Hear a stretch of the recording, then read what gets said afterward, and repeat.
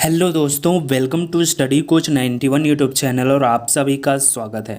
तो दोस्तों, आज हम आप सभी के एक नए सब्जेक्ट प्रोग्रामिंग इन सी जो कि इलेक्ट्रॉनिक्स इंजीनियरिंग फिफ्थ सेमेस्टर का सब्जेक्ट है स्टार्ट करने जा रहा हूं।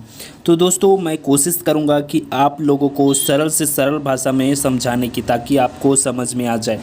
लेकिन दोस्तों, मैं आपको बता दूं कि मैं सीधे आपके जो सिलेबस में टॉपिक है वहीं से स्टार्ट करना जा रहा हूं।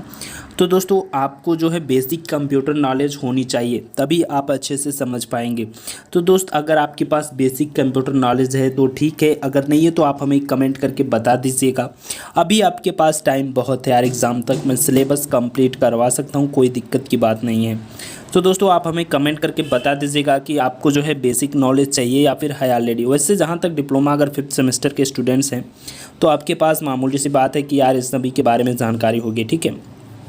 तो दोस्तों, आज के इस वीडियो में मैं सिर्फ एक टॉपिक को बात करने वाला हूं, जो कि फर्स्ट चैप्टर आप लोगों का क्या था हमने सिलेबस में पीछे बता दिया था। अगर आपने सिलेबस की वीडियो देखी होगी तो आपको पता होगा, अगर आप नहीं देखे हैं तो लिंक डिस्क्रिप्शन में हमने दे दिया है, आप जा कर के देख सकते हैं। दोस्तों, आप लोगों की जो फर्स्ट चैप्टर थी उसकी जो है एल्गोरिथम एंड प्रोग्रामिंग डेवलपमेंट, ये दोस्तों आप लोगों की फर्स्ट यूनिट का नाम था। और फर्स्ट यूनिट में आप लोगों की जो टॉपिक थी फर्स्ट, वो थी steps in development of a program. किसी प्रोग्राम को डेवलप करने के लिए कौन कौन से स्टेप्स को फॉलो करने रहते हैं, ये बात आज मैं यही एक टॉपिक कवर करने वाला हूं, जो कि दोस्तों कोशिश करूंगा कि आप लोगों को आराम से समझ में आए, ठीक है। और दोस्तों, समझ में भी आएगा। तो दोस्त, चलिए वीडियो को करते हैं स्टार्ट। और दोस्तों, वीडियो के साथ पूरा एंड तक बने रहिएगा। और दोस्तों, अगर आपका कोई सुझाव होगा, कोई भी प्रॉब्लम होगी तो आप हमें कमेंट बॉक्स में ज़रूर बताइएगा। तो चलिए वीडियो को करते हैं अब स्टार्ट। दोस्तों, मैं आपको बता दूं कि कंप्यूटर में अगर आपको कोई कार्य को करवाना है तो उसके लिए जो है आपको प्रोग्रामिंग करनी पड़ेगी। अब दोस्तों, ये प्रोग्राम क्या होता है, आइए थोड़ा सा एक नज़र इस पर देख लेते हैं। प्रोग्राम एक निर्देशों का समूह होता है, यानी कि ग्रुप ऑफ इंस्ट्रक्शंस, जिसके अनुसार जो है कंप्यूटर कार्य करता है। जैसे कि टीचर ने आपको कहा कि कल जो है इसका टेस्ट होगा, आप लर्न करके आइए, तो फिर आप लर्न करके जाएंगे। तो सेम ऐसे ही कंडीशन जो है कंप्यूटर का है, ठीक है। कंप्यूटर को हम जो भी कहेंगे वो कंप्यूटर करेगा, बस एक्चुअली कंप्यूटर का लैंग्वेज अलग है, उसको हमें प्रोग्राम के रूप में कहना पड़ेगा, ठीक। कंप्यूटर में आपको छोटा सा छोटा काम करवाने के लिए आपको जो है कंप्यूटर को निर्देश देना रहता है, उसको प्रोग्राम करना रहता है। जैसे मान लीजिए कि आपने कंप्यूटर को ऐसा नहीं कि बोल देंगे कि भाई ये 2 नंबर को ऐड करके दिखा, ठीक है, ऐसा नहीं कर पाएगा। कंप्यूटर को आपको पहले बोलना होगा कि आप यूज़र से नंबर एक प्रिंट लो, ठीक है, इनपुट लो, 2 नंबर लो, ठीक है, 2 नंबर यूज़र से आप इनपुट लो पहले, उसके बाद में उन दोनों नंबरों को ऐड करो, फिर उसको प्रिंट आउट में दिखाओ, ठीक है। तो ये आपको स्टेप बाय स्टेप्स पूरा उसको लिखना पड़ेगा प्रोग्रामिंग में, तब कंप्यूटर उसको कर पाएगा, ठीक है। आप मान के चलिए कि कंप्यूटर के पास बिल्कुल भी IQ यानी बिल्कुल भी दिमाग नहीं है, ठीक है। आप उसको जो भी कहेंगे वो करेगा। अगर आप उसको बोलेंगे कि तू कुआं में कूद जा, तो कुआं में भी कूद जाएगा, ठीक है। तो जिस हिसाब से आप लोग प्रोग्राम करेंगे, जिस हिसाब से उसकी प्रोग्रामिंग होगी, उसी हिसाब से कंप्यूटर जो है वर्क करेगा। कंप्यूटर से कोई भी कार्य कराने हेतु जो निर्देश आप देते हैं उसका कंप्लीट सेट प्रोग्राम कहलाता है। जैसा कि हमने आपको बताया कि कंप्यूटर ऐसा नहीं करता कि जैसे आपने बोल दिया कि भाई इसको जो है जोड़ के बताओ, ठीक है, उसको आपको point to point step to step बताना पड़ेगा। जैसे कि पहले आप यूजर से नंबर को अंकित मतलब इनपुट लो, ठीक है, इनपुट लेने के बाद में उसको फिर ऐड करो, ऐड करने के बाद में फिर उसको जो है प्रिंट आउट दिखाओ। तो इस तरीके से आपको पूरी इंस्ट्रक्शन बना लेनी है, जो भी आप काम करवाएंगे स्टार्टिंग से लेकर के पूरा एंड तक, फिर उसको आपको जो है प्रोग्रामिंग करनी पड़ेगी। तो ये जो आपका इंस्ट्रक्शन है पूरा स्टार्टिंग से एंड तक, जो आपका पूरा स्टेप्स है, इसी के कंप्लीट स्टेप्स को हम प्रोग्राम कहते हैं, ठीक है। जब प्रोग्रामिंग हो जाती है, जब कंप्लीट स्टेप्स को, तो उसे हम प्रोग्राम कहते हैं। अब जो कंप्यूटर का प्रोग्राम होता है दोस्तों, वो हाई लेवल लैंग्वेज में होता है। अब कंप्यूटर जो समझता है प्रोग्राम, वो हाई लेवल लैंग्वेज को नहीं समझता है, वो मशीन लेवल लैंग्वेज को समझता है। अब ये मशीन लेवल लैंग्वेज कौन सी होती है, एक आप बाइनरी नंबर सुने होंगे, ठीक है, तो आपको बता दूं कि कंप्यूटर जो समझता है वो सिर्फ 0 1 को समझता है, ठीक है। इसके अलावा और कुछ भी नहीं समझता है। अगर आप कुछ भी लिखेंगे तो अपने जो अंदर वो कैलकुलेटिंग वगैरह जो भी करता है वो 0 1 के फॉर्म में करता है, फिर आपको कन्वर्ट करके आपके लैंग्वेज में वो अपना रिजल्ट दे देता है, ठीक है।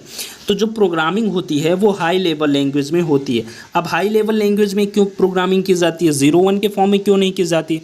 क्योंकि दोस्तों 0 1 के फॉर्म में अगर हम प्रोग्रामिंग करेंगे तो बहुत टफ हो जाएगा, उसमें बहुत से मिस्टेक्स हो जाएंगे, ठीक है। High level language machine level language से इसलिए जो है इजी माना जाता है कि जो है इसमें आप लोग प्रोग्रामिंग कर सकते हैं, समझ सकते हैं। उसमें जो है बहुत प्रॉब्लम हो जाएगी आपके लिए, प्रोग्रामर्स के लिए, ठीक है। तो ये थी प्रोग्राम क्या होता है, ठीक है। प्रोग्राम के बारे में आप लोगों को कुछ जानकारी मिली होगी। अब हम लोग देखते हैं कि स्टेप्स ऑफ प्रोग्राम डेवलपमेंट, ठीक है। यानी कि प्रोग्राम को बनाते वक्त कौन कौन से स्टेप्स को फॉलो किया जाता है, कैसे प्रोग्राम बनाया जाता है, अब हम लोग ये देखते हैं, ठीक है। तो दोस्तों प्रोग्राम को डेवलप करते हुए ये हमें 5 स्टेप्स को फॉलो करना रहता है, जो कि आगे मैं आप लोगों को अच्छे तरीके से बताऊंगा। आप लोग बस बने रहिए मेरे साथ। तो फर्स्ट स्टेप है crack and analysis the program. उसके बाद में writing the steps in algorithm form and drawing the flow chart. Algorithm और फ्लो चार्ट वगैरह क्या होता है अभी मैं आप लोगों को सब बताऊंगा, बस आप लोग थोड़ा इंतज़ार कीजिए। कोड द एल्गोरिथम, उसके बाद में कंपाइलिंग द प्रोग्राम, फिर एग्जीक्यूट द प्रोग्राम, ठीक है। तो दोस्त चलिए पहले हम लोग देखते हैं पहला crack and analysis the program, ये क्या होता है। दोस्तों मैं आपको बता दूं कि किसी भी प्रोग्राम को बनाने के लिए उसका सबसे पहला स्टेप जो होता है वो प्रॉब्लम को समझना कि आप प्रोग्राम किस पर बना रहे हैं, क्या आपको हल निकालना है, उसको अच्छी तरीके से आप लोग समझ लीजिए, ठीक है। कितना इनपुट लेना है, उसके बाद में क्या क्या उसके बाद में करना है, ठीक है। इसका एक पिक्चर जो है अपने दिमाग में रख लीजिए, ठीक है। तो प्रॉब्लम को समझना ये आपके लिए बेहद ज़रूरी है। कोई भी आपको प्रोग्राम अगर लिख रहे हैं तो उस प्रोग्राम में जो है आप क्या करवाने वाले हैं कंप्यूटर से, ये आप अच्छे तरीके से स्टेप बाय स्टेप्स अपने मन में बैठा लीजिएगा, ठीक है। और उसके बाद में प्रॉब्लम को समझने के बाद उसका एनालिसिस किया जाता है कि क्या क्या इनपुट देने हैं और कौन कौन से आउटपुट प्राप्त करने हैं, ठीक है। पहले तो आपको प्रॉब्लम को अच्छे तरीके से समझ लेना है कि क्या हमको इससे करवाना है। उसके बाद में देखना है कि इसको क्या क्या इनपुट देना है, फिर क्या क्या आउटपुट कैसे क्या देना है। ये सभी बातें जो है हम लोग सबसे पहले crack and analysis the program में अपनी यानी कि माइंड में इतना क्लियर कर लेना है कि हमको कंप्यूटर से क्या करवाना है, ठीक है। तो उसके बाद नेक्स्ट स्टेप जो है आता है आपका writing the steps in algorithm form and drawing the flow chart. अब आपके मन में जो है क्लियर हो चुका है कि आपको कंप्यूटर से क्या करवाना है, क्या इनपुट लेना है, क्या आउटपुट देना है, ठीक है। इसके सभी बारे के बाद में फिर आपको स्टेप टू स्टेप एल्गोरिथम लिखना है, यानी कि किसी प्रॉब्लम सॉल्व करने के लिए स्टेप्स को लॉजिकल सीक्वेंस में लिखना एल्गोरिथम कहलाता है, ठीक है। जैसे कि आपको मान लिया एक कैलकुलेटर बनाना है जिसमें आपको जोड़ना है किसी 2 नंबर को, ठीक है। तो उसके लिए आपको क्या करना पड़ेगा कि पहले यूज़र से आपको इनपुट लेना पड़ेगा 2, ठीक है। 2 आप इनपुट लोगे तो उसमें आपको यहाँ पर लिखना पड़ेगा स्टेप बाय स्टेप कि पहले हम इनपुट लेंगे, उसके बाद में जो है उस इनपुट को ऐड करेंगे, ऐड करने के बाद में जो रिज़ल्ट आएगा उस रिज़ल्ट को हम आगे मतलब शो करेंगे, ठीक है, प्रिंट करेंगे, ठीक है। तो ये सभी बातें आपको इस ऐसे लाइन बाय लाइन लिखना है, ठीक है। लाइन बाय लाइन जो आप लिखोगे उसको जो है बोलते हैं एल्गोरिथम, स्टेप बाय स्टेप जो भी आपको कार्य को करवाना है। अब जो भी कार्य है दोस्तों उसको आपको चित्र के रूप में, अब जो भी स्टेप्स आप बता रहे हैं, जो भी स्टेप्स आपको करवाना है उसको आप चित्र के रूप में दर्शाएंगे तो उसको बोला जाता है फ्लो चार्ट, ठीक है। किसी प्रॉब्लम को सॉल्व करने हेतु विभिन्न स्टेप्स को चित्र के रूप में दर्शाना फ्लो चार्ट कहलाता है। अब चित्र के रूप में ऐसे नहीं कि डिज़ाइन बना दिए किसी भी रूप में, ठीक है, ऐसा नहीं। ये फ्लो चार्ट की चित्र जो भी है इसका एक कोडिंग होता है, जैसे इनपुट के लिए हम ऐसा बनाएंगे, ठीक है। प्रोसेसिंग के लिए यानी कि हमें क्या करना है, जैसे ऐड करना है a+b को तो a+b हम यहाँ पर लेंगे, ठीक है, इस तरीके से। और उसके बाद में इसका अलग अलग कोड होता है, ठीक है। ये अलग अलग कोड आपको मैं आगे बताऊंगा कि इसके लिए कौन सा कोड है। तो दोस्तों आप लोग बस यही समझ लीजिए कि इस समय एल्गोरिथम क्या है। जैसे अभी तक हमने आप लोगों को 3 स्टेप्स बताए, इसमें 2 ही है लेकिन आप समझ लीजिए 3 स्टेप्स। पहली बात तो आपके माइंड में क्लियर होना चाहिए कि आपको कंप्यूटर से कौन सा कार्य करवाना है, और उसके बाद दूसरी बात कि आपको स्टेप बाय स्टेप्स जो भी आपको कार्य करवाना है, इनपुट कितना लेना है, क्या करवाना है, उसके बाद आउटपुट क्या निकलेगा, कैसे क्या करना है, वो सभी आपको लिख लेना है। ठीक है, उसको हम बोलते हैं एल्गोरिथम। उसके बाद में जितने भी पॉइंट आप एल्गोरिथम में लिखे हैं उसको आप चित्र के द्वारा जब प्रदर्शित करते हैं तो उसे हम बोलते हैं फ्लो चार्ट। तो ये चीज़ें हमने आपको बताई। इसके बाद में अब हम लोग चलते हैं प्रोग्राम के अगले स्टेप्स पर, जो कि है कोड द एल्गोरिथम। तो चलिए देखते हैं। तो दोस्तों, आप लोगों को इतना तो पता है कि आपका एल्गोरिथम क्या है। ठीक है, यानी कि जो भी आपने प्रोग्राम जो जिसके बारे में भी आपको करना था, जो भी आपको बनाना था, उसको आपने स्टेप बाय स्टेप लिख लिया। अब उसी स्टेप बाय स्टेप्स को आप प्रोग्रामिंग में बदल दीजिए। ठीक है, उसकी कोडिंग कर दीजिए। जैसे एल्गोरिथम को कंप्यूटर प्रोग्रामिंग लैंग्वेज में कन्वर्ट कर देना कोडिंग कहलाता है। जो आपने एल्गोरिथम लिखा था उसको जो है कंप्यूटर लैंग्वेज में कन्वर्ट कर देना, यानी कि प्रोग्रामिंग कर देना, कोडिंग कर देना, क्या कहलाता है? कोडिंग कहलाता है। अर्थात प्रॉब्लम को सॉल्व करने हेतु कंप्यूटर को जो इंस्ट्रक्शन देने हैं उन्हें किसी प्रोग्रामिंग लैंग्वेज अर्थात हाई लेवल लैंग्वेज में प्रोग्राम के रूप में लिख देना कोडिंग कहलाता है। यानी कि प्रॉब्लम को सॉल्व करने के लिए कंप्यूटर में आपको जो भी इंस्ट्रक्शन देने थे, यानी कि जो भी आपको स्टेप बाय स्टेप्स बताने थे, यानी कि जैसे कि आप पहले ए को इनपुट लीजिए, उसके बाद में फिर बी को इनपुट लीजिए, कंप्यूटर को आप बता रहे, उसके बाद में फिर ए प्लस बी कीजिए, फिर इसके बाद में आप जो है ए प्लस बी को शो कीजिए, यानी कि ए प्लस बी अगर बराबर सी होता है तो आप सी जो है शो कीजिए। तो ये सभी आप इंस्ट्रक्शन को जब प्रोग्रामिंग लैंग्वेज में, यानी कि हाई लेवल लैंग्वेज में आप जो है प्रोग्राम कर देते हैं, कोडिंग कर देते हैं, तो जो है उसी को हम लोग कोडिंग कहते हैं। ठीक है, जब आप हाई लेवल लैंग्वेज में कोडिंग कर देते हैं तो कोडेड प्रोग्राम को प्रोसेसिंग हेतु कंप्यूटर में फीड किया जाता है। अब ये जो आप कोडिंग करेंगे हाई लेवल लैंग्वेज को, इसे आप कंप्यूटर में फीड कर देंगे आगे जो है इसे एग्जीक्यूट करने के लिए, काम करने के लिए, फिर जो है कंप्यूटर आपका उसी हिसाब से काम करेगा। लेकिन दोस्तों, ये सभी करने के बाद में आपको एक प्रोसेस आता है जब आप लोग एल्गोरिथम को कोड में बदल देते हैं। ठीक है, तो उसके बाद में आपको अगला प्रोसेस आता है कंपाइलिंग द प्रोग्राम। जो भी आप प्रोग्राम लिखे हैं उसको कंपाइल करना। ठीक है, अब ये कंपाइल क्या करता है? ठीक है, हाई लेवल लैंग्वेज प्रोग्राम को मशीन लैंग्वेज में कन्वर्ट करना कंपाइलेशन कहलाता है। दोस्तों, मैंने आपको बताया कि जो कंप्यूटर है वो हाई लेवल लैंग्वेज को नहीं समझता है। ठीक है, लेकिन जो आप प्रोग्राम कर रहे हैं, ये जो सी लैंग्वेज है ये हाई लेवल लैंग्वेज है, तो कंप्यूटर को जो है हमें मशीन लेवल लैंग्वेज में कन्वर्ट करके बताना पड़ेगा। तो दोस्तों, कंपाइलर क्या करता है?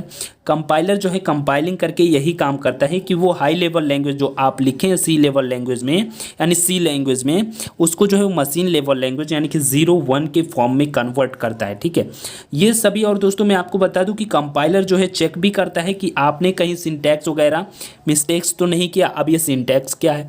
सिंटैक्स जैसे कि आप लोग इंग्लिश में ग्रामर तो जानते हैं, अब ग्रामर में कहीं मिस्टेक्स वगैरह रहता है तो वैसे सेम जैसे कंप्यूटर का आप लोग ग्रामर मान सकते हैं सिंटैक्स। ठीक है, प्रोग्राम का ग्रामर। अगर कहीं मिस्टेक्स रहा तो दोस्तों वहाँ पर आपका जो प्रोग्राम है वो आगे एग्जीक्यूट नहीं होगा। ठीक है, तो कंपाइलिंग के टाइम ही शो कर देगा कि यहाँ पर अभी मिस्टेक्स है, उसको आप सही करो। जब आपका वो प्रोग्राम सही हो जाएगा पूर्ण रूप से, तभी यहाँ से जो है आप आगे बढ़ पाओगे। यानी कि दोस्तों, कंपाइलर का कार्य आपका क्या क्या हो गया? पहली बात तो कि ये सिंटैक्स को चेक करता है। ठीक है, यानी कि आप जो भी प्रोग्राम किए हैं उसमें कहीं गलती है, कहीं आपने इधर उधर कर दिया, तो ये उसको चेक करता है, ये सभी नियमों का पालन करता है या नहीं। ठीक है, तो ये जो है उसको चेक करेगा। उसके बाद में जो आपका प्रोग्राम है उसे मशीन लेवल लैंग्वेज यानी कि 0-1 के फॉर्म में कन्वर्ट करेगा, 0-1 के फॉर्म में कन्वर्ट कर देगा। इतना काम दोस्तों कंपाइलर का होता है। उसके बाद में नेक्स्ट स्टेप आता है आपका एग्जीक्यूट द प्रोग्राम, यानी कि जो भी आपने प्रोग्राम लिखा है उसको जो है रन करना, यानी कि उसे काम करना। लास्ट स्टेप है ये। ठीक है, एग्जीक्यूट द प्रोग्राम। प्रोग्राम को कंपाइल करने के बाद उसको एग्जीक्यूट किया जाता है। इस फेज़ को रन टाइम कहा जाता है। जो एग्जीक्यूट करने की फेज़ होती है उसको रन टाइम भी कहा जाता है, यानी कि दोस्तों प्रोग्राम को चलने की टाइम। तथा इस दौरान प्रोग्राम में लिखे गए इंस्ट्रक्शन का एग्जीक्यूशन होता है तथा आपको आउटपुट प्राप्त हो जाता है। यानी कि आप जो भी प्रोग्राम लिखे थे वो जो है आपका वर्क करेगा। ठीक है, जैसे अब आपने प्रोग्राम लिखा था कैलकुलेटर का कि ए इंटर कराओ, बी इंटर कराओ, फिर उसके बाद में ऐड करो, फिर सी जो है इसे दिखा दो, तो ये वो काम करेगा। पहले आपसे ए इंटर करवाएगा, फिर बी जो है इंटर करवाएगा, फिर ऐड करके आपको जो है सी शो कर देगा। तो ये आपका लास्ट स्टेप है, जो भी काम आप प्रोग्राम में लिखे थे। तो दोस्तों ये जो है आपको आंसर दे देगा। ठीक है, तो दोस्तों आज के इस वीडियो में यही थी, आपके पास यही 5 जो है स्टेप्स थी प्रोग्राम को जो है डेवलप करने के लिए, यानी कि किसी प्रोग्राम्स को बनाने के लिए। ठीक है, तो दोस्त अगर आपको ये वीडियो पसंद आई हो तो वीडियो को कर दीजिएगा लाइक, और चैनल पर नए हैं अभी तक सब्सक्राइब नहीं किए तो सब्सक्राइब कर लीजिएगा आगे की क्लास वगैरह पाने के लिए।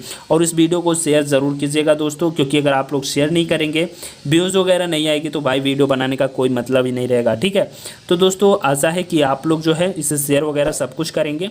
तो अगर आपको कोई सुझाव भी देना है तो आप हमें कमेंट बॉक्स में ज़रूर अपने सुझाव को बताएं, ताकि जो है हम आगे और इम्प्रूव कर सकें। ठीक है, तो दोस्तों अगर वीडियो अच्छा लगा हो तो लाइक ज़रूर कर देना, और अच्छा ना लगा हो तो डिसलाइक कर देना, लेकिन कमेंट बॉक्स में इतना ज़रूर बता देना कि प्रॉब्लम क्या थी वीडियो में।